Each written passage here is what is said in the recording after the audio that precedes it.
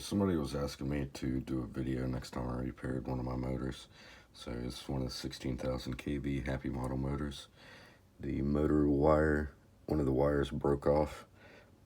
If you look right here, that's the winding, and you can see it's got solder on it already. So from the factory, they just wind these motors, tin the tips of them, and then solder on this silicone wire. So when they break, usually it's because of a cold solder joint, and they just break right off real easy. So it's, as long as it doesn't break this tip off right here, as long as that's still there, it's completely repairable. Now all I did was slid down this heat shrink tube cover. I left the wire inside of it. So I'm going to try to set up and record a video of how I solder it and what I use. This is my TS100 soldering iron. I've got the fine tip in it. That seems to work best than one of the flat ones.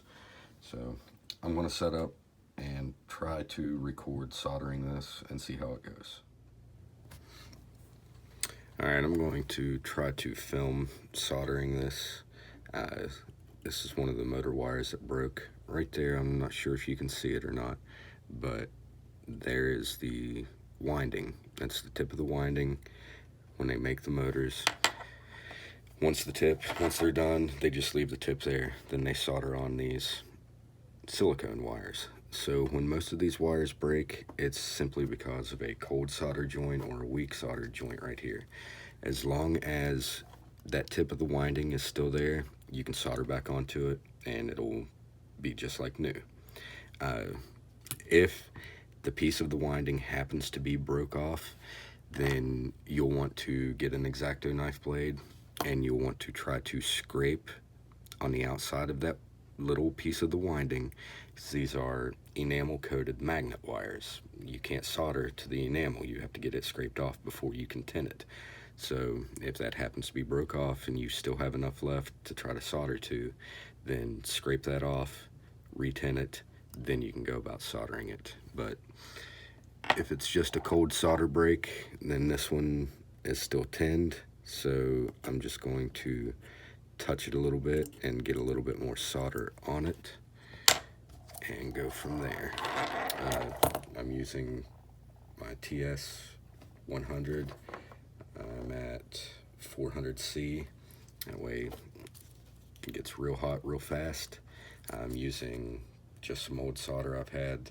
This is some lead-free solder from Radio Shack. It's worked really well for doing this. So I'll tin the tip and then get down and get a little bit on the tip of that winding. Now I'll get the motor wire right up against it and touch it. Boom, and there it is. That one's fixed now.